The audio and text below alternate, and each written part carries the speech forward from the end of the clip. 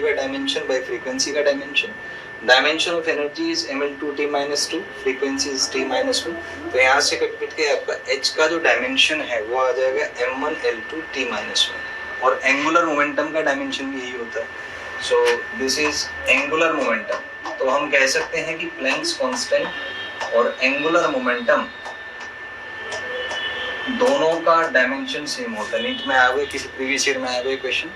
एक और चीज इसमें देख सकते हैं कि h का SI और CGS यूनिट, तो h का डायमेंशन ml2t-1 है, तो उसके अकॉर्डिंग जो SI यूनिट होगा, मास की जगह आप kg रख सकते हैं, लेंथ की जगह आप मीटर रख सकते हैं, टाइम की जगह आप सेकंड रख सकते हैं। Similarly you can find the CGS unit for h। सो ये इसमें था। नेक्स्ट इसकी प्रॉपर्टीज के बारे में डिस्कस करेंगे कि जो मोमेंटम है, फोटॉन्स का जो मोमेंटम है वो होता है E/c, और E जो है हमने अभी कैलकुलेट किया वो होता है h/c। तो ये मोमेंटम हो गया फोटॉन्स का। नेक्स्ट प्रॉपर्टी इज कि फोटॉन्स का जो एनर्जी है it is related to the mass by the equation E = mc²। इसको मास एनर्जी इक्विवेलेंस भी कहते हैं। न्यूक्लियर फिजिक्स में इसका यूज है काफ़ी, और ये जो एटम बॉम्ब्स वगैरह हैं ये इसी बेसिस पे आपके बनते हैं। यहाँ से आप कह सकते हैं कि अगर मैं एनर्जी और मास के बीच में ग्राफ ड्रॉ करूँ, so the graph will be a straight line passing through origin, is proportional to m है। तो ग्राफ आपका एक स्ट्रेट लाइन होगा जो कि ओरिजिन से पास करेगा। और अगर मान लीजिए कि ये एंगल यहाँ से थीटा है, तो आप इक्वेशन को कंपेयर करके कह सकते हैं कि tan theta is equal to E/m। यहाँ से मान लीजिए कि कोई एनर्जी आप ले लीजिए, दिस विल बी E, और यहाँ से मास है वो m आ जाएगा। तो E को आप लिख सकते हैं as mc² divided by m which is c², and it will be a constant for all. तो ये सारा आपका कांस्टेंट आ जाएगा। ये इसकी 6th प्रॉपर्टी है। 7th प्रॉपर्टी इज की जो स्पीड है फोटोन का वो वैक्यूम में वैसे c होता है, तो it is related to the frequency and wavelength by the expression c is equal to lambda into the frequency. c is speed of photon in vacuum.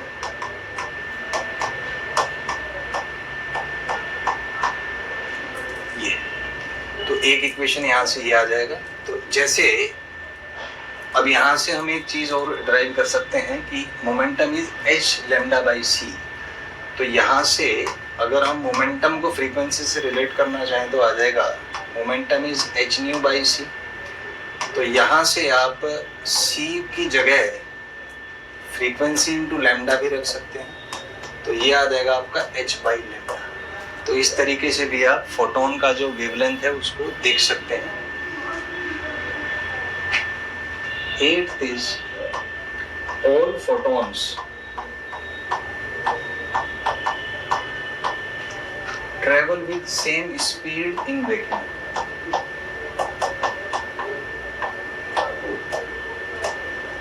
With same speed in vacuum.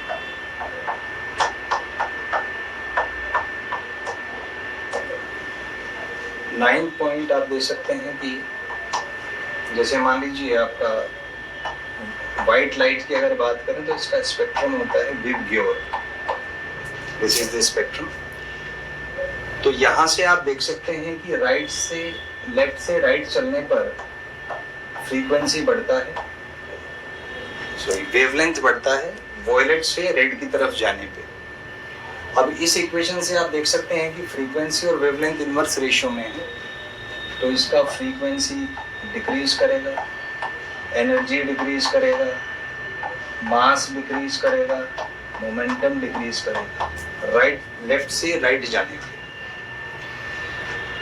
तो यहाँ से ये सब इसकी properties हैं। एक बार फिर से इसको रिवाइज करेंगे।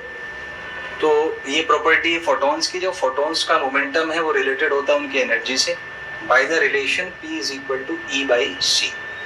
एनर्जी हमने देखा कि h होता है, तो मोमेंटम आ जाएगा आपका h divided by c। Next is photon का जो एनर्जी है वो रिलेटेड होता है मास से by the mass energy equivalence E is equal to mc²। तो यहाँ पे अगर हम E वर्सेस M का ग्राफ ड्रॉ करें, स्ट्रेट लाइन ग्राफ होगा, और यहाँ से हम देख सकते हैं कि अगर ये थीटा एंगल बनाता है तो tan थीटा आ जाएगा E/m, E is equal to mc²/n, तो ये आपका c² आ जाएगा। Next property, speed of photon is vacuum is related to frequency and wavelength. वैसे ये किसी भी वेव के लिए सही है कि speed is equal to frequency into wavelength, तो यहाँ से एक रिलेशन आ जाएगा। अगर हम एक मोमेंटम और वेवलेंथ में रिलेशन निकालें तो मोमेंटम है h/c, तो यहाँ से अगर अपन c का वैल्यू रख दें तो ये h/λ आ जाता है। So this is relation between momentum and wavelength. 8th is all photons travels with same speed in vacuum. 9th ही हमने एक स्पेक्ट्रम देखा कि अगर व्हाइट लाइट की बात करें तो लेफ्ट से राइट जाने पे वेवलेंथ बढ़ेगा, फ्रीक्वेंसी घटेगा, एनर्जी घटेगा, मास घटेगा, मोमेंटम बढ़ेगा। और अगर अपन इसका उल्टा चलें, राइट से लेफ्ट चलें, तो इसका अपोजिट पैटर्न होगा, मतलब लैम्डा डिक्रीज करेगा, फ्रीक्वेंसी क्योंकि इन्वर्स रेशियो में है तो फ्रीक्वेंसी बढ़ेगा, फ्रीक्वेंसी बढ़ेगा तो एनर्जी बढ़ेगा, एनर्जी बढ़ेगा तो मास बढ़ेगा, मास बढ़ेगा तो मोमेंटम भी इसका बढ़ेगा। तो ये एक पैटर्न आप देख सकते हैं।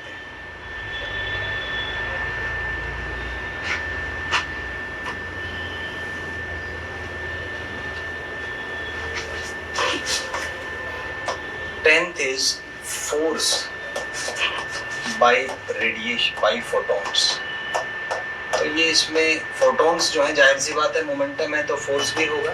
तो ये है कि वो कितना फोर्स अप्लाई करेंगे। तो पहले मान लेते हो कि सरफेस आपको दिया हुआ है और यहाँ से मान लीजिए फोटॉन्स आ रहे हैं बहुत सारे, और हर फोटोन का मोमेंटम p है। और ये जो सरफेस है वो मैंने मान लिया प्योर अब्जॉर्बिंग सरफेस, मतलब कोई भी फोटोन यहाँ से वापस नहीं जाएगा।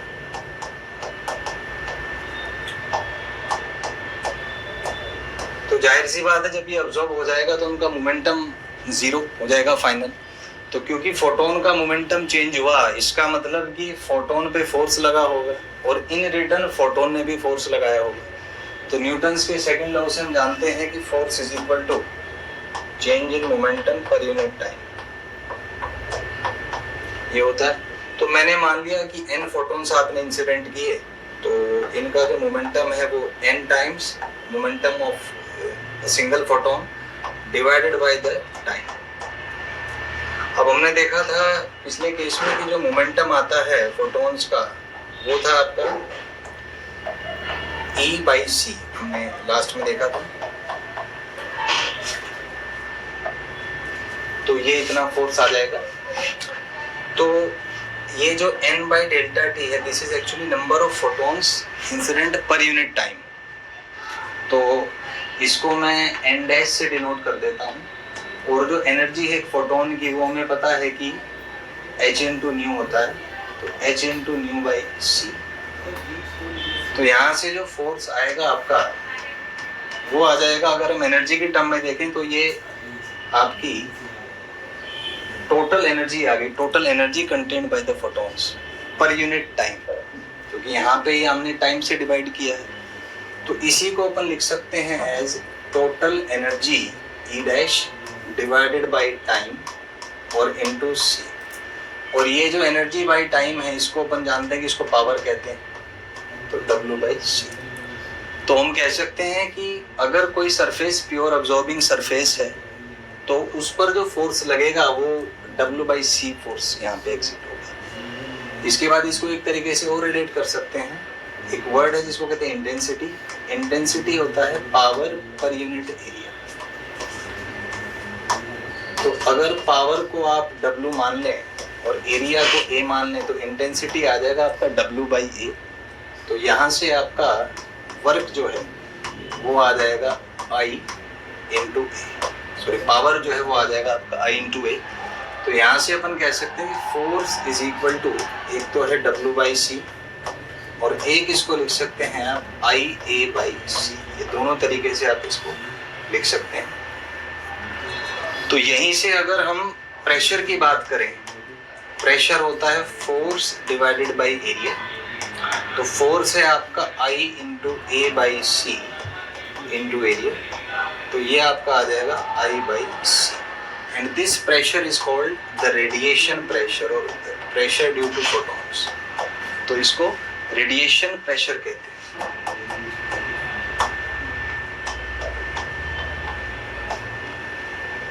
तो यहाँ पे इसको एक बार फिर से अपन रिवाइज करेंगे कि फोर्स बाय फोटॉन्स, तो मान लीजिए कोई सरफेस दिया हुआ है, इस पे फोटॉन्स इंसिडेंट होते हैं, तो जाहिर सी बात है अगर किसी सरफेस ने इसको ऑब्जॉर्ब किया तो फाइनल मोमेंटम फोटॉन जीरो हो गया। तो न्यूटन सेकंड लॉ के अकॉर्डिंग हमें पता है कि force is equal to change in momentum per unit time. तो हमने मान लिया कि ऐसे n फोटॉन्स हैं तो फोर्स आ जाएगा n into P divided by delta T, क्योंकि एक फोटोन के मोमेंटम में p का चेंज हुआ। तो वहां से अपन ने n by delta T by C लिख दिया, फिर इसको n बाई डेल्टा टी को अपन ने बोल दिया n डैश। इसी चीज को हमने एक और तरीके से देखा कि ये जो टोटल एनर्जी है n ही हो जाएगा total energy divided by time into C, और ये एनर्जी बाई टाइम को अपन पावर बोलते हैं, तो फोर्स आ जाएगा पावर बाई सी। इंटेंसिटी होता है पावर बाई एरिया, तो W बाई ए इसको लिखा जा सकता है। तो जो पावर है यहाँ से W वो आ जाएगा I into A, so force is W by सी और I ए बाई सी। यहीं से हमने प्रेशर का एक्सप्रेशन निकाला, प्रेशर होता है force by area, force is I A by C into area, तो this is I by C which is called as radiation pressure. So now let's discuss. सो हमने डिस्कस किया था फोटॉन्स के बारे में कि फोर्स कितना लगाएंगे और प्रेशर कितना एक्सर्ट होगा। तो अगर क्या है कि यहाँ पे सरफेस अगर अपन थोड़ी सी चेंज कर दें, इसको अपन प्योर रिफ्लेक्टिंग सरफेस बना दें, तो प्योर रिफ्लेक्टिंग सरफेस में क्या होगा कि फोटॉन्स मान लीजिए यहाँ से आए p मोमेंटम के साथ, तो ये वापस भी p मैग्नीट्यूड के मोमेंटम के साथ जाता है। तो जाहिर सी बात है आप देख सकते हैं चेंज इन मोमेंटम डबल हो जाएगा, और क्योंकि फोर्स प्रोपोर्शनल होता है चेंज इन मोमेंटम के, तो फोर्स भी इसमें डबल हो जाएगा, प्रेशर भी डबल हो जाएगा, तो सारे टर्म्स इसमें डबल हो जाते हैं। तो जैसे अपन फोर्स की बात करें तो फोर्स हो जाएगा आपका change in momentum per unit time. अब क्योंकि चेंज इन मोमेंटम डबल हो गया तो इसको हमने लिखा था W बाई सी, तो क्योंकि यहाँ पे चेंज इन मोमेंटम डबल है तो इसको हम लिख सकते हैं मान लीजिए ट्वाइस n, और मान लीजिए एक फोटोन का मोमेंटम p से चेंज हुआ डिवाइडेड बाई डेल्टा टी। अब यहाँ से जो मोमेंटम है उसको लिखा जा सकता है e by C into delta T. तो ये जो n e बाई सी है ये आ जाएगा आपका पावर, सॉरी ये जो n e by delta T है इसको मैं दोबारा से लिख देता हूँ। ये जो n e इसको ऐसे कर सकते हैं twice n e by C into delta T. तो ये जो है n e by delta T इसको लिखा जा सकता है इस पावर। तो यहाँ से आपका फोर्स आ जाएगा twice of W by C where W is the power, तो ये एग्जैक्टली डबल है। तो इसी तरीके से अपन कह सकते हैं इसको इंटेंसिटी की टर्म में फोर्स इज 2W बाई सी, और यही आपका आ जाएगा ट्वाइस पावर को लिखा जा सकता है इंटेंसिटी इंटू एरिया बाई सी। तो ये आपका एक और एक्सप्रेशन इंटेंसिटी और एरिया के टर्म में आ जाता है। बात करें प्रेशर की, तो प्रेशर होता है आपका फोर्स बाई एरिया, तो फोर्स है आपका 2IA by C into area, तो यहाँ से ये 2I बाई सी आपका प्रेशर आ जाएगा। तो अगर कोई प्योरली रिफ्लेक्टिंग सरफेस है तो उसके जो रिजल्ट्स हैं वो प्योर अब्जॉर्बिंग सरफेस के जस्ट डबल होते हैं, ये आप कह सकते हैं। थर्ड केस एक आता है जब पार्शियल अब्जॉर्प्शन एंड रिफ्लेक्शन हो, कि कुछ फोटॉन्स अब्जॉर्ब हो रहे हैं और कुछ फोटॉन्स जो हैं वो रिफ्लेक्ट हो रहे हैं। तो इसमें अपन कह सकते हैं कि मान लीजिए कि जो फोर्स है वो आ जाएगा, मान लो n1% फोटॉन्स अब्जॉर्ब हुए, तो जाहिर सी बात है कि 100 माइनस n1% रिफ्लेक्ट होंगे। तो अगर परसेंटेज की टर्म्स में अपन बात करें तो आप फोर्स को लिख सकते हैं n1 by 100 into W by c, क्योंकि n1% अब्जॉर्ब हुए तो इसका मतलब है कि मान लो 100 फोटॉन्स हैं, तो 100 फोटॉन्स होते तो फोर्स इतना आता, तो 1 फोटोन होता तो इतना आता। तो n1 अगर परसेंट फोटोन्स अगर रिफ्लेक्ट अब्जॉर्ब होते तो फिर फोर्स आ जाता है n1 by 100 into W by सी, और प्लस वापस कितने बचते, तो वापस कह सकते हैं भाई 1 माइनस n1 बाई 100